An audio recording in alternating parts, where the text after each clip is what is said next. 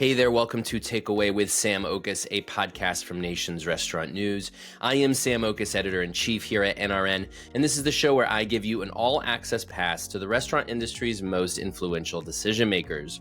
This week I'm talking with Lauren Coulter. She's the co-founder of Biscuit Belly, a breakfast concept out of Louisville, Kentucky that has grown to 9 locations, serving a high-quality menu of biscuit sandwiches and other morning staples out of a fast casual setting. Biscuit Belly has only been around since 2019, but it is actively franchising and soon will have a presence in 7 states. Lauren joined the podcast to talk about the entrepreneurial spirit that's underlying everything she and her co-founder husband, Chad Coulter, are doing with the business, and how the brand's catering program in particular is helping Biscuit Belly connect with new consumers. In this conversation, you will learn more about why consistency across your system starts with a good training program, how local store marketing is a great complement to digital efforts in maximizing your reach, and why a successful catering program must have a say yes mentality. Jumping now into my interview with Biscuit Belly co-founder Lauren Coulter.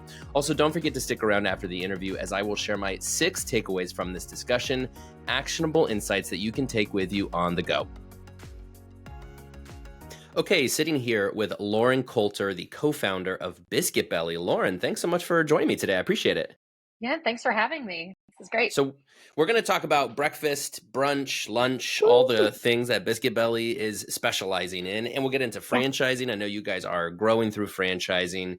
I'm sure most people listening to this have probably heard about Biscuit Belly. You guys have been around for 4 years now. You've really made waves in the breakfast, fast casual space in particular. But for those who need a refresher, tell us a little bit about the story of how Biscuit Belly got started. Yeah, we are a breakfast, brunch, lunch concept that really focuses in on the hearty biscuit sandwich. So my husband and I are both actually pharmacists by training. We both went to pharmacy school and moved to Louisville, Kentucky, and had experiences there in the pharmacy realm, and decided that we would kind of open up a restaurant, not having any clue what we were doing. And it was called Louisville. It was a full service wine bar. And we grew it to 5 locations. And the whole time, I'm not kidding, like week 2 of us having the first Louisville, my husband and a couple of our chefs were saying, we should open a biscuit place. We should open a biscuit place. And I was like, no, because we're from Georgia. And I'm like, these people in Louisville are posh. They are not going to like the biscuits like they do where we're from. And so basically, after a couple of years, if anyone who knows Chad knows, he just wears you down. So he wore me down, and we did start to see kind of the evolution of a couple biscuit concepts. We were in Colorado. We went to Pine State Biscuits. We saw Maple Street down in Florida. And so I was like, okay, maybe this is a thing. So we decided to open up Biscuit Belly. We opened in May of 2019 in Louisville, in kind of a up and coming area of town called New Lou. And it did really well. And, we were kind of that classic story of a line out the door, down the block on weekends. And it's just a really fun spot. And, to top it off, we closed at 2 or 3 on the weekends. And so we still got to have that kind of work-life balance piece that I think a lot of people are wanting now. So fast forward, we opened a second location, had another one in the works in COVID. And then, of course, everything shut down. And it was tough for sure. Like every restaurant, I feel like, had kind of a moment or many moments of, why are we doing this? Do we want to keep doing this? And decided to push through. But we were able, the good thing that came out of it is that it gave us the capacity to really be able to focus down on what we needed to do for franchising. And anyone who's in the franchise space, like, it cracks me up when people who are not in franchising are like, I'm going to start franchising this random thing. And I'm just thinking, oh my gosh, it is so much work. It is so much money. It is so much time. And Right. so, we were able to utilize that time efficiently. And in October of 2020, arguably the worst time ever, we began franchising. And so we have now brought on 4 franchise partners, and we have stores in, obviously, Louisville, Lexington, Ackworth, Georgia, one in Huntsville, one in Hoover, Alabama, one in Chesapeake, Virginia, and then about to open a second one in Lexington next week. Their training starts. And then Nice. the first half of next year is going to be pretty crazy. We've got a store in Raleigh, a store in Norfolk, yes, Norfolk, Norfolk. Norfolk, and then a couple in Charlotte that'll be opening. So it's just a lot happening for our tiny team, and Sure. it's all good, but it's a lot of work. Yeah. Oh, it's very exciting to see. I want to rewind really quick because Yep. you were pharmacists, and yet for some reason you seem to excel at multi-unit restaurant concepts. What was the leap? How did you guys make that transition, and why did you make that transition? The first night that I ever met my husband, he said, I'm going to own my own business. Like, that's my goal. Someday I want to own my own business. And I think at the time he thought it would be a pharmacy.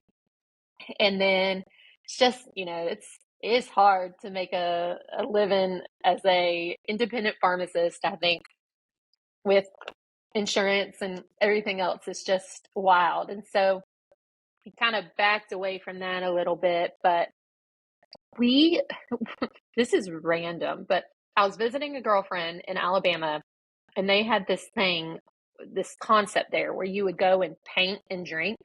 So you would paint Sure. a painting. Have you ever seen these? Mm-hmm. And my husband was taking students on a study abroad, and he was in Australia, and I texted him and said, dude, we should do this in Louisville. And so that was kind of our foray into small business ownership. It did really well. There was a very low barrier to entry. It was able to kind of fund these ideas. And I think that, some people call it luck. I think that my husband is just a diligent, like, crossing I's, or what is it? Crossing T's, dotting I's type of person. He's also, we run on the system of EOS, so the entrepreneurial operating system. So he is our visionary, and I think he loves coming up with ideas and figuring out, like, how can we do this? How can we do this? And so, to be candid, franchising has been more of a challenge because you're not rebuilding, you're really Right. trying to perfect what you're doing and make things simpler. And, coming from a full service restaurant with chefs that had, each of our stores had unique menus, and then a lot of creativity, I would say. And then moving into Biscuit Belly, where, like, we just need rinse and repeat. Like, when people come to fast casual, you want to know that, the Chipotle is the same no matter where you go. And that's what we want at Biscuit Belly. And so we had a hard time because some of our team members, they were chefs, and they were like, ah! Like, we'd walk in, there's 9 types of jam, and we're like, we want jam. So I would say that's been probably the biggest challenge for us as we've grown, is, that consistency, and people just want a consistent product. So, but it's also fun. It's kind of like menu optimization and being innovative and all of those Right. things. We've learned a lot around all of that. So, and when you open a full service restaurant and then go to the fast casual world, you say you had 5 locations for your first concept. You must have learned a lot about the restaurant industry in doing that business. Yeah. And then you apply that to this fast casual breakfast concept. I'm curious, what lessons Yeah. you pulled from your first foray into restaurants that you then were able to apply to Biscuit Belly to make it so successful? I think, our first concept being full service, we had 60 to 70 wines by the glass. So it was a big, like, it's one of these places that had the wine bottles in the holders so they stayed good. And so we were able to make them last a lot longer and sell higher end bottles. People could get them by the glass. So I think the biggest piece is just it was so training intensive.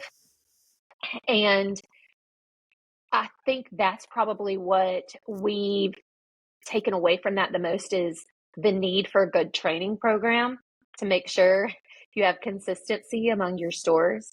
And that has, applied time and time again with Biscuit Belly. And actually that really helped shape, when we went from just like our little team of who, we started with to, okay, we need to bring on some people that know what they're doing, that have done this before. Our first big boy, big girl hire was in the training team. So I think that is probably the biggest lesson that we learned was how to apply that, in this concept. And biscuits being, so you saw this as you guys were operating your first concept. You thought, oh, biscuits, that's a good opportunity for us. You're from Georgia, of course, biscuits all over the South. What was the opportunity you saw in biscuits and in breakfast? What did you think was possible with that category? Well, I think Biscuit Belly kind of was bringing together the three hottest types of fast casual concepts. So, breakfast is booming, and then fried chicken was booming, and then Right. fast casual is booming, especially after COVID. Like, fewer and fewer sit down dining full service places. People kind of want to order, they want to sit, they want to go. I think, this concept, it really did help, at least in Louisville, where we didn't really have many breakfast concepts at all, let alone biscuits. And, people in Kentucky they can be finicky about their biscuits. People everywhere can be finicky about their biscuits, but, but I think it also, Kentucky is a great place, especially Louisville, for like this northern, southern, like kind of mixing melting pot of people and cultures and backgrounds. And so it's been fun to bring, something southern, traditionally truly southern, to the area and showcase it to people who, are from a northern state and maybe never had it. We recently added grits to the menu, and I can't tell you how many times people are like, that stuff is weird, and I'm like, just taste it, just shove it in your mouth, it's so good. And they love it. So kind of some of these I would say that's the fun part of what we do. Sure. Other than Yeah. eating. Well, and it's interesting, I think, so I had the pleasure of living in North Carolina for 13 years. Now I'm in Columbus. I'm not so far from you. And so I have the perspective of having lived in biscuit culture and now living without biscuit culture. But it's interesting because you mentioned Kentucky being kind of a middle zone, and you're so right, because obviously geographically, you and I are only about a 3-hour drive apart from each other. Yeah. But a world apart when it comes to like the sort of Southern inspired culinary presence. And that leads me into your expansion so far, which has been into the South. If I were to guess, you would have a lot of opportunity in the North where we lack these options, but you guys so far have grown into the South where they do have a lot of options. I'm curious what's behind that. I know. I would love to tell you that was intentional and that we know exactly what we're doing, but it really hasn't been. I think that for us, it's the easy option, and people are comfortable with this sort of Southern comfort food, and they've really come to us so far. I would love for us to get up to Columbus or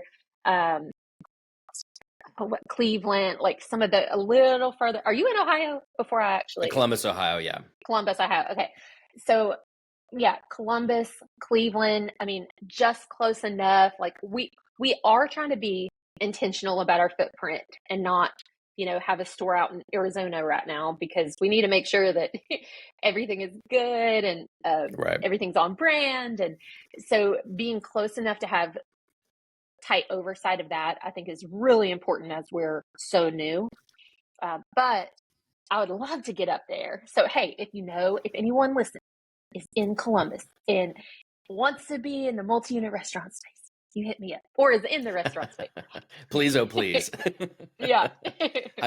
I second that. And well, in franchising itself, you mentioned, I mean, franchising was a kind of a different business for you, obviously, and it Yeah. is kind of, it's not anti-creative, but it is a different sort of beast from the sort of entrepreneurial creative piece of this that your husband clearly loves. Why was Biscuit Belly so right for franchising and vice versa? Why was franchising the answer for you guys? Well,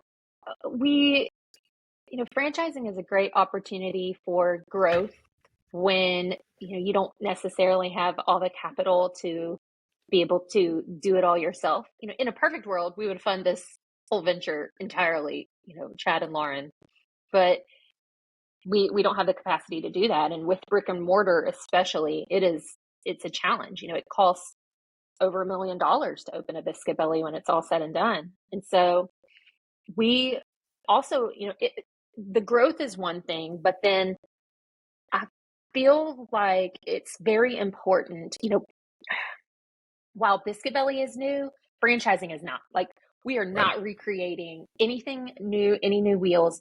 And Louisville specifically has such a rich culture of franchising with, Papa John started there, KFC started there, like Texas Roadhouse is technically not a franchise, but they have this really cool model and it feels very franchisey. And so we have all this kind of knowledge around us.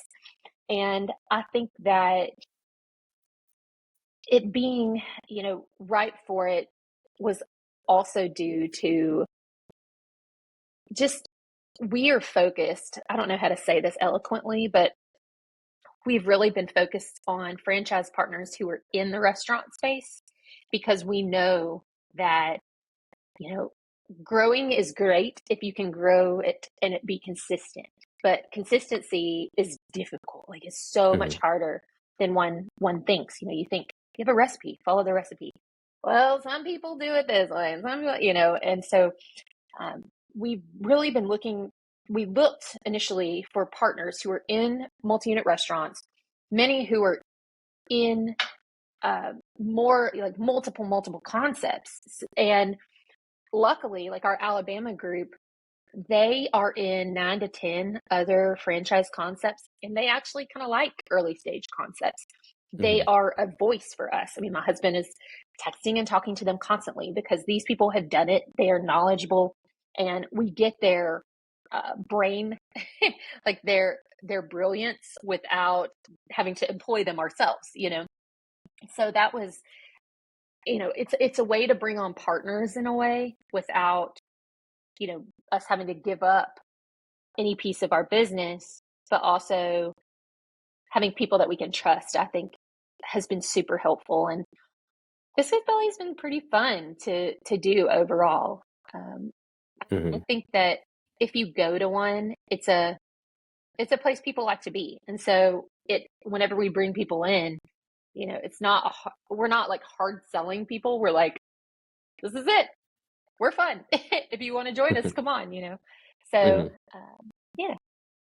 Yeah, I mean, that gets me into talking a little bit about the sort of competition of breakfast and brunch as well.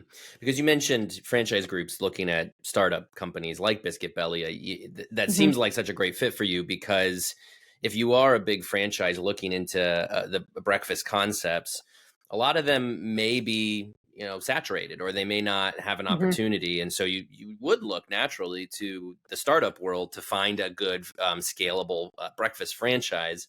Yeah. And so again, talking about the competition, we've seen a real boom, call it the last 5 years, in breakfast concepts. But it seems to me that it really does skew toward full service or family dining, mid-scale, whatever you want to call it. First Watch, Eggs Up Grill, Another Broken Egg, all fine concepts in their own right. But tell me your Yep. assessment of the category and how you see Biscuit Belly kind of finding its position within it. That's a good question. I love First Watch, and I think that they have set a great standard for full service um, breakfast concepts. And I think, though, sometimes people, how do I say this? I think people like Biscuit Belly because it doesn't feel quite as big of an ordeal. Like you can sit, order your food, and be out in 20, 25 minutes. So Mm-hmm. it's a very efficient place. And I think that where we differentiate ourselves is obviously we are one of the few that do the fast casual.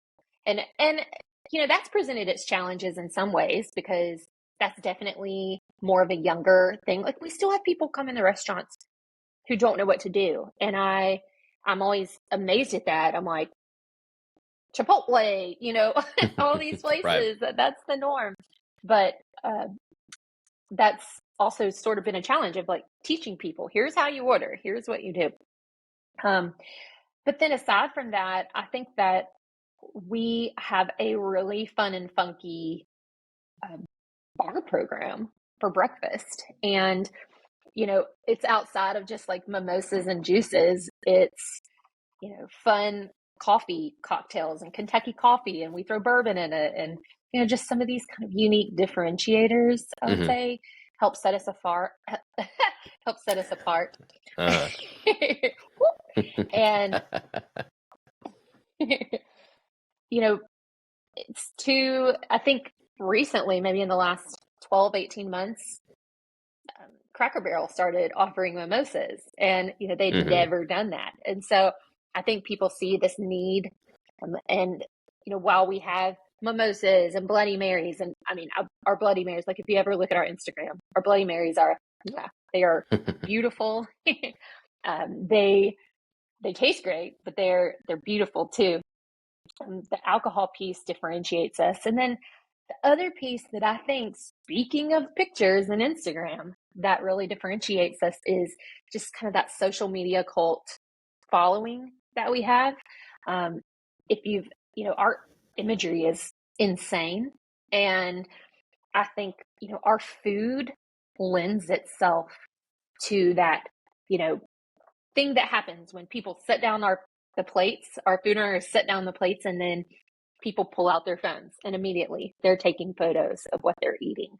So for the Mm-hmm. first year, through COVID, we didn't have a full-time marketing person, and we used customer content as our primary marketing strategy. Oh. So that, I think that's really leveled us up in a way that some of these other brands, not knocking them, but just the standard eggs and toast, like it just doesn't look as pretty.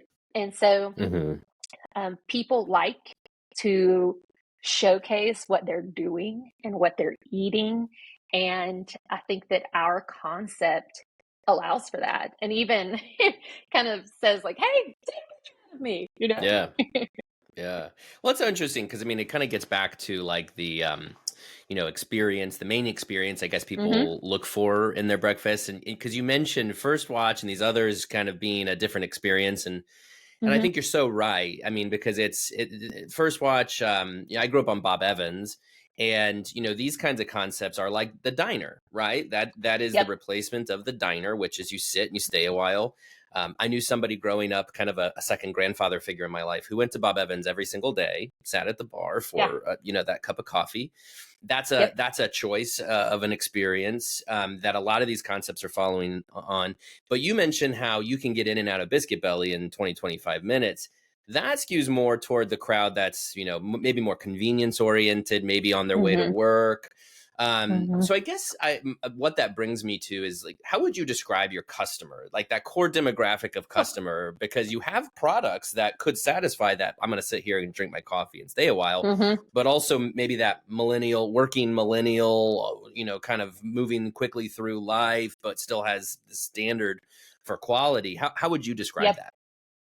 Yeah, that's a good question. And we did a lot of work last year to really identify who that core customer is so that we can, go to markets where more of them are and make sure that we are advertising appropriately for them. And we learned that one of our core customers is that savvy techie millennial, ordering online. They want to walk in, pick it up. Sometimes they'll, order, walk in, pick it up and sit down, but they just don't want to deal with waiting in line. They're on their phone. They're, then while they're eating, they're snapping photos of what they're eating or, taking selfies with their drinks. So that's definitely one of our core customers. And the other big one is just young, dual income, one kid family, maybe, one and a half, one on the way, two children families, where, the people are still kind of in that, is it Ziennial, like that age Oh yeah, bracket of young millennial. appreciate Yeah, the, yes, or I think it would be like an older millennial, I think like almost 40 now, sure, appreciate good food, good quality, are willing to pay for those probably higher end products because they appreciate real food and they know that what they're eating is, hey, at least I'm eating, I know that this biscuit isn't just full of like, um, you know, weird things that'll make it stay good for 12 years. This was made this morning and I appreciate that it's from, butter that we yeah. mixed up today. So that is our primary demographic. And I think that our whole concept has it it hits perfectly in this stage of like technology and photos and Instagram and TikTok and all these things. It really leans into some of that naturally. Sure. Well, I feel seen because you just described me. late 30s, two kids. So Yeah. this is sort of my vibe. I get that. Yep. Well, how much does that become like your North Star? Because I feel like that Mhm. must also determine neighborhoods you grow into, maybe a little bit Yep. more urban, maybe certainly suburban, certain income level you're targeting. Yep. So how much does that determine some of the decisions you're making? I mean, more and more it's guiding them. We when we look at the stores that are knocking it out of the park and the stores that are not, it's easy to draw lines here. And, you always want to reach that different customer. You always want, we have 5 or 6 options that, make up 95% of our sales, but then only 2 make up, 65%. So if we could capitalize on that 30 or so other percent, then man, we'd be killing it. But it's very difficult to do that. And so we have leaned in from a not just a site selection perspective, but a marketing strategy. What do these people like? What do they do when they leave Biscuit Belly? Where do they go? Figuring out how can we place ourselves in the areas that, the things that they typically do already exist and are already in their norms of travel and driving around. It truly does become our North Star. And I think the times that we have moved away from that or done something different, we've kind of regretted it. And so, Mm, marketing, you can spend a lot of money on marketing and really honing down on this piece is key in so many ways.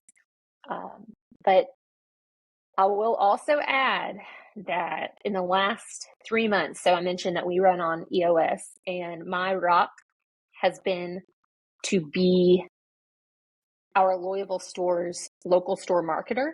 And that's okay. basically, a person that goes to local chamber events and, networking things and reaches out and engages and, visits businesses door to door, especially as we've been pushing this new catering program. And I will say that that is the one place, like LSM, there's all these like digital marketing strategies that I feel like we're, honed down on who our core customer is. But then outside of that, LSM, the work that we've been doing, you hit everyone, you hit all sorts of people and all sorts of demographics, and it works. So I don't know. I'm really kind of befuddled right now.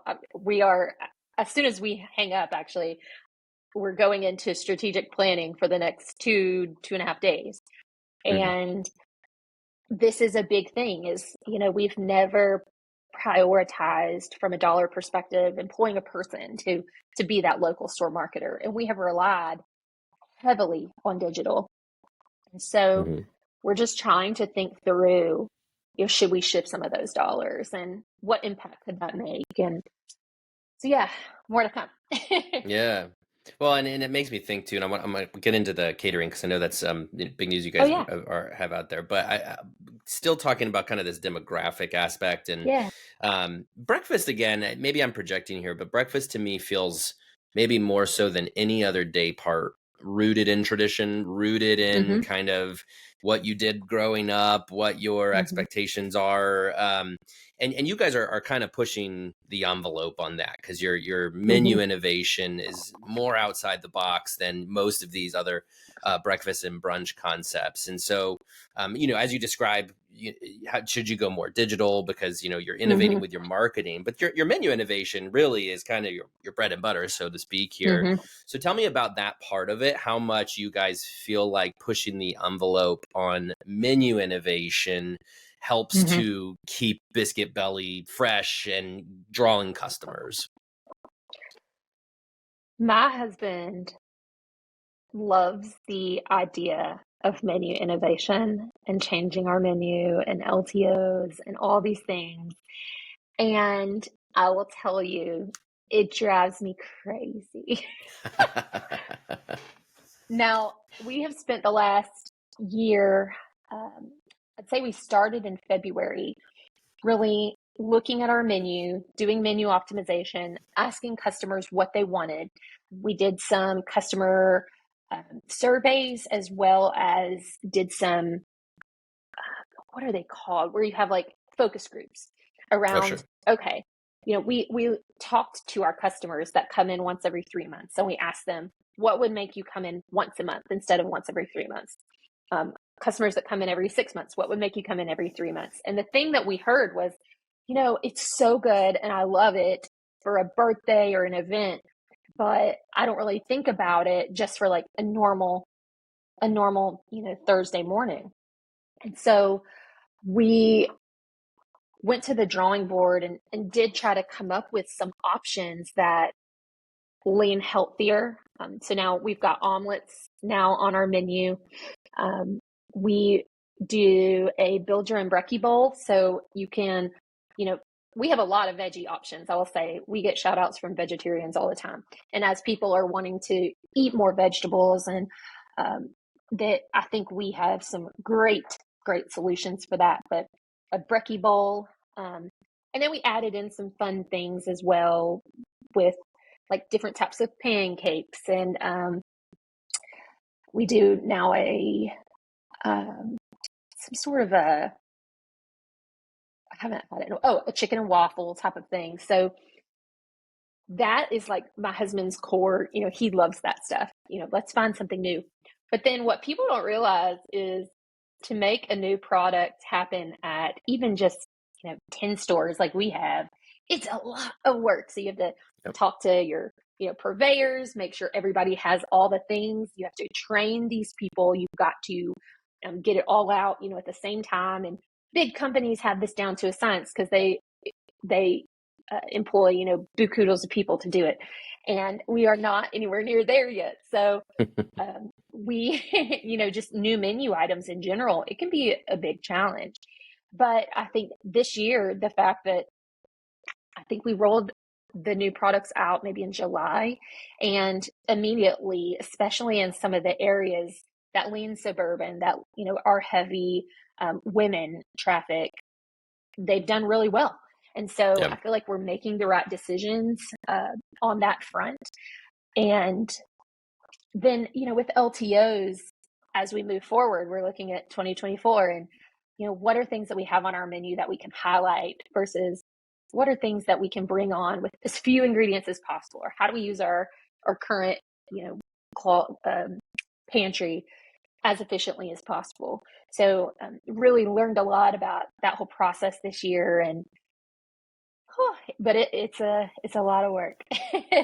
Well, and the franchising component too, right? I mean, with menu innovation and a franchise system, hmm I'm sure there's more communication you have to be doing with your Oh yeah. franchisees, more runway you have to get them. Of course, you mentioned Yep. sourcing, and you have sort of this added pressure of you can't just add something to the menu just to see if how well it does. You have to sort of Right. validate it and make sure it's then consistent. So, how do you find a balance, I guess, between this franchise system you're building and the menu innovation? Because again, going back to what we were talking about earlier, to some degree, franchising inherently has to temper creativity because you have Yeah. so many other people to consider. So what's that balance that you strike there?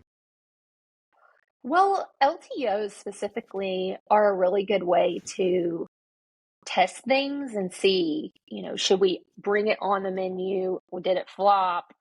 Um, I think that's something I've learned is that's, like the McRib has been back, like 15 times because they know it works and people come out for the McRib.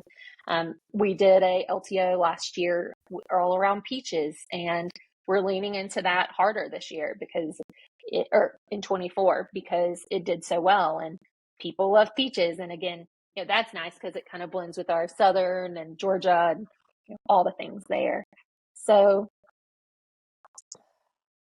I actually forgot what your question was originally. That made me go down this tangent, All but good. here I am. Balancing franchising and innovation and Oh how you figure yeah. that. Yeah, yeah. Yeah. I think what we've learned, you mentioned it actually, is just the runway, the communication piece in the runway is the biggest thing. With our local stores, we can swap on a dime, but you can't do that when you have other people's money and people in place. We have definitely got improvements that we could make in the next year. We have these crazy spreadsheets and about just how we're going to be doing this better, and already have 2024 built out. And so yeah, it's a lot, but it's fun. We'll Sure, see. yeah. All right, so getting into the catering, because you guys have just announced this Oh new yeah, catering menu. Tell me about catering, the program in general, because this yeah. seems like an opportunity. I know a lot of other restaurant companies have been exploring catering the last year or two, certainly since people got back to offices. That's been one, I think, hmm factor in all of this. But it's also just a really good new revenue stream, I think, that restaurants can hmm explore. Why is catering? Why was that something that Biscuit Belly decided to pursue? How has that been going for you so far? Well, we always have sort of done catering, but we didn't put any marketing, we didn't put any real muscle behind it, I would say. And so our catering program was really just like, what do we already do that we can just rinse and repeat and do? But we sell these big hearty biscuits, and a lot of times they don't travel well, and you have to be really aware of what you're doing in mass versus these smaller things. And so last year at our strategic planning, that was a big goal for this year, was how do we, people are constantly, the one thing people want to see in franchise world is, year over year, same store sales increasing. And so what is a way that we can increase incremental sales? And catering is a great option. So we had totally revamped the menu, did loads of testing around it, did a lot of like testing with customers. So, hey, I need to do a catering for 20 people. And people in our city would say, oh, I'll take it. And so then they would give me feedback like, this was difficult. This was great. This tasted good, but it didn't stay warm. I mean, little things like that really add up. And so we spent a lot of time on the menu. And then, I mean, to be candid, we're still like, we've rolled it out. We rolled it out in October, mid-October.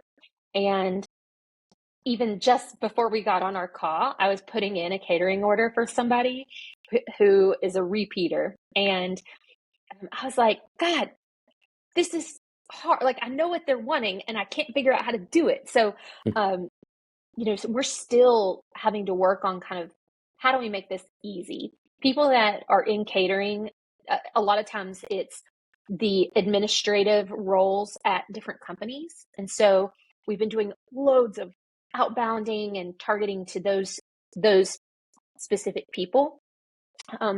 And so far it's gone great. People are loving it. I think people, they're used to getting, I hate to be like this, like I love Panera, but how many times have you had it at a breakfast meeting? Like 400,000. And, so I think people are just looking for something different. And in a meeting, especially where you're going to be like, oh, I'm in here all day with these people, livening them up with some really hearty, good, delicious breakfast out of the gate. I think it's fun and people are enjoying it. I've gotten nothing but great feedback and it's been great. Sure. Well, you mentioned that marketing piece of it that I mean, you do have to market your catering program. Oh, yeah. People might hear that word catering or marketing and they think, oh yeah, just talking about your brand. Well, the catering is a very specific Totally business separate. channel. Yeah. And so Yep. when I think of course, yes, offices, but I mean, you think of church, you think of local businesses, having an event, you think of families wanting just a big family gathering, right? So like catering, there's a lot that you can do with it. And I think to your point, I'm 100% behind you where love Panera, but how many Panera catered breakfasts can you have to your point? Yeah. So what does marketing look like? Because you mentioned you do it for the Louisville market, but how are you also encouraging your franchisees to market their catering? What are some of the levers you can pull to get new clients for catering? Well, we are the goal. The last 3 months, I've been doing this kind of LSME work with the intent of sharing that with franchise partners. We've also, we're testing a couple different like outsourced companies that, will either call or go visit places or separately in a totally separate market. We're testing just like email blasting people who are in the specific roles of administrative, like assistant or office manager roles. So we're testing 3 different types of avenues for marketing, specifically to catering, to just see what works so that then we do have that blueprint of here is what works. And, some of it is like on LinkedIn, I am like constantly pinging, people on LinkedIn and, hey, do you do catering for your company? If so, I'm going to shoot you over our menu. The cool thing about that is I can do that for my franchise partners, here. But when it comes to that, being a presence, building relationship, the fact that at 6:42 this morning, I had a text from a woman who ordered for 120 people last Wednesday at 6 a.m. The fact that she texted me this morning and said, "Hey, can you do this? I want to send breakfast to a customer of ours, a treat. Can you do it tomorrow?" Yes, like they will have to also be yes people. And I think that's really what I've learned is the key for catering, at least for us, is you got to be willing to say yes and try it. If they are like, typically we do our sandwiches and we cut them up and we do all this thing. And this woman said, "Hey, we got 120 people that we need you all to feed. They need to be individually wrapped with a thing of fruit in them." And we're, yes, let's do it. So a lot of catering is not like standard menu item. There's a lot of nuance to it. And so having the right people in the right seat who can do that and are willing to say yes and make it happen, I think is super, super important. Yeah, that's a really great point. Lauren, before I let you go, I just wanted to touch really quick on the future of Biscuit Belly Yeah. because, of course, I can tell you and Chad are very entrepreneurial. You're serial entrepreneurs. I think you can say by Mhm. now that you've launched multiple businesses. You mentioned Chad, especially being very much creative. But again, of course, building a franchise is all about systems and Yeah. consistency. And, Biscuit Belly, assuming you guys have big aspirations for growth, you could be in this for the long haul, Oh, working on yeah. that. Give me a glimpse at what your thoughts are for the future, what you want Biscuit Belly to become, and how you guys, as a couple, as entrepreneurs, plan to really still, leave your fingerprints, I guess, on it. Yeah. Well, I will say my role in our company is integrator. And so I do best with process and rinse and repeat and, um, taking these ideas, filtering out things that we can't do or maybe we cannot do now and making happen the pieces that we can. And so um, I'm really excited. My husband is loving the pieces that he is doing. And when at this stage, we've been able to now bring on two people who have done this before, who know what they're doing. And every time we're able to bring on a new body like that, we just kind of salivate with, oh my God, like this is an amazing human. And okay, we can do less of these things that we don't know about and more of the pieces that we want to do. So he loves, the real estate piece, laying eyes on all the locations and visiting them, kind of hanging out in an area that we're eyeing and, just checking it out, getting the vibe. And I think his gut is pretty smart.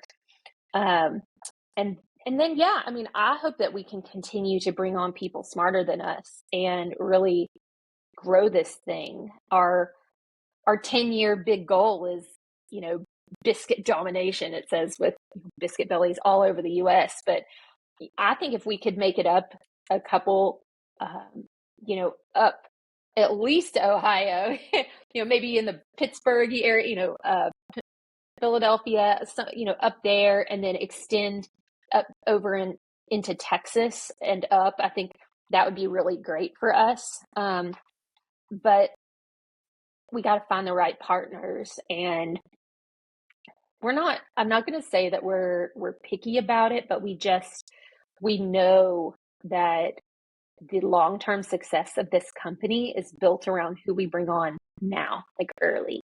And so we want to make sure that those are the right people. And that's really our biggest goal right now, is just bringing on the right people and growing this thing the right way. Yeah, no, that's great. Lauren Coulter, the co-founder of Biscuit Belly. Lauren, thanks for your time today. I really appreciate it. Yeah, great. Nice to meet you.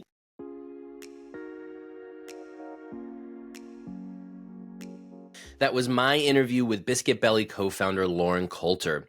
So what should you learn from this interview? Here are my 6 takeaways. My first takeaway is that consistency across your system begins with training.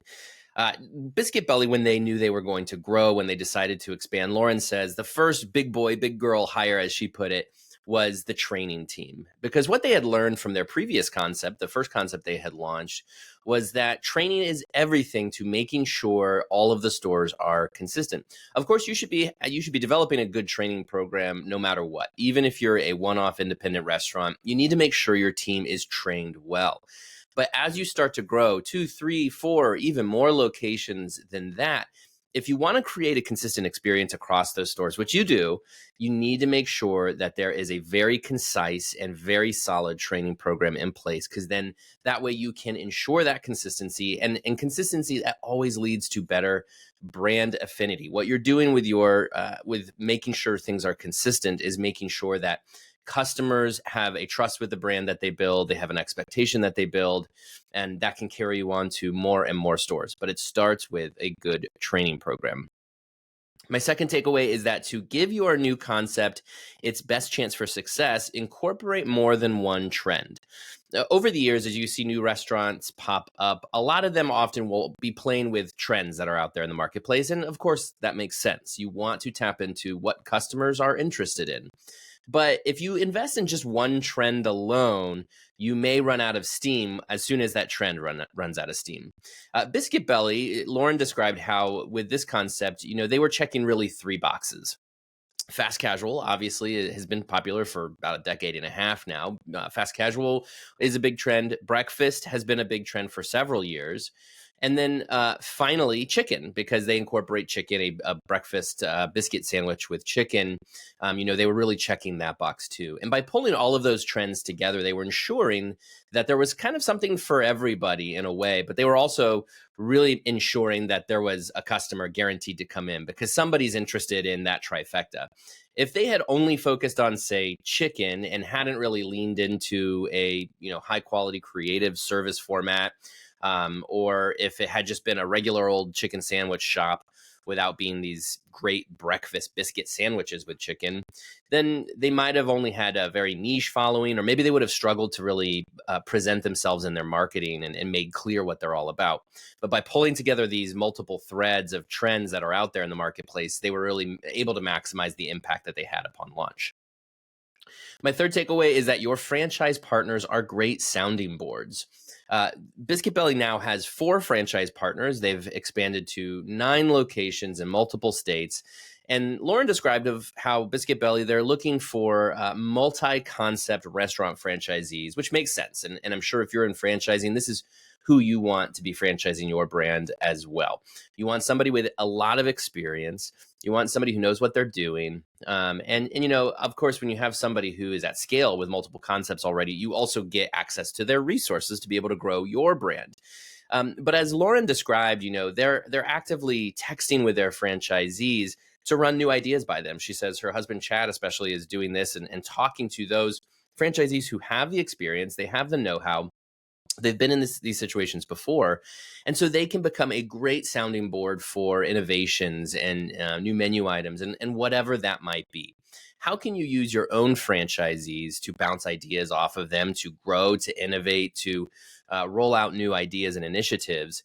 Leverage them as much as you can, because obviously they care because this will affect their stores, but also they have experience that can be a really great value to you. My fourth takeaway is that your customers' social media content is a cheap and effective marketing strategy.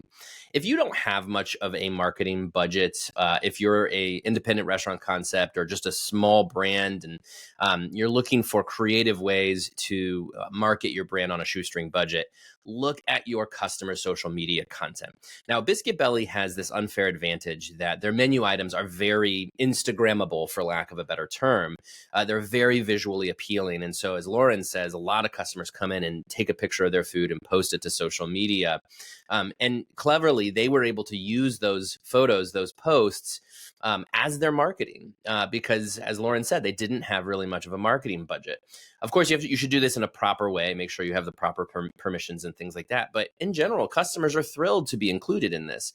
So how can you tap into your own social media followers, the content that they're putting up on their channels, to leverage it for your own marketing? It can be a great cost-effective way to get the message of your brand out there without spending too much money. My fifth takeaway is that local store marketing is a great complement to digital efforts in maximizing your reach. Digital marketing, of course, is what we've been talking about now all the time for the last several years. Of course, there's so much opportunity in promoting your brand through various digital channels, and you should continue to do so. What's, of course, especially great about digital marketing is how much you can target your core customer. So you can really find those specific customers who are exactly right for your brand, because digital channels give you that ability with the just massive amounts of data that you have on folks. But do not discount local store marketing. The traditional pounding the pavement, going door to door, that can still be very, very effective, especially if you are in one market or you're just, you have strong presence in a particular market.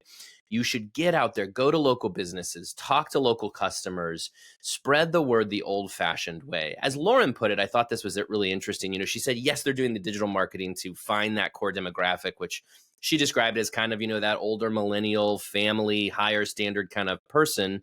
But through local store marketing, she says they're able to broaden that reach because local store marketing can affect everyone. If you go to a local business, a local church, a local organization, nonprofit, whatever it is, chances are every type of person is represented across those. So by connecting with those organizations or businesses, you are able to put your brand in front of so many more new consumers. Yes, it is not quite as targeted as digital marketing, but again, it's sort of like the sawed-off shotgun approach as I see it, right? Like that is going for a big reach, maybe with a smaller impact than digital marketing, but still an impact and still reaching those customers that you may be not reaching on the digital channels. That leads me into my sixth and final takeaway, which is that a successful catering program must have a say yes mentality.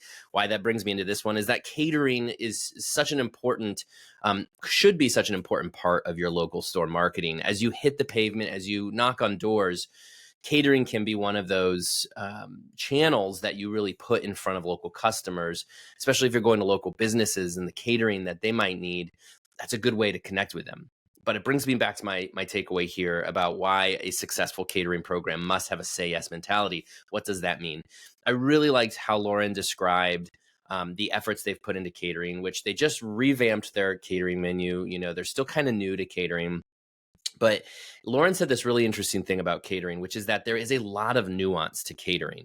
And when she says you have to have a say yes mentality, what she means is that your catering customers are going to have a lot of demands. It's not really a black and white issue where you can say, here's this, this, and this, and out you go. These are your options.